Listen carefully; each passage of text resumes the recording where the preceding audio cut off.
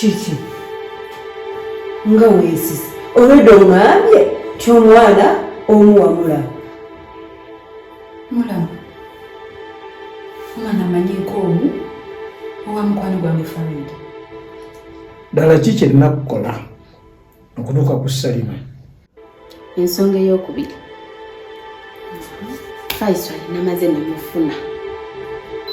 Nsuubira na bino bye tuli mu kudisikaasingako essaawa zino tuli supposed byogerera wabweru. Kakati nze omuntu y'omu kawuthalawo eyakuteeka mu ddiiru Anjagaliza ate era nze njikuggyeemu.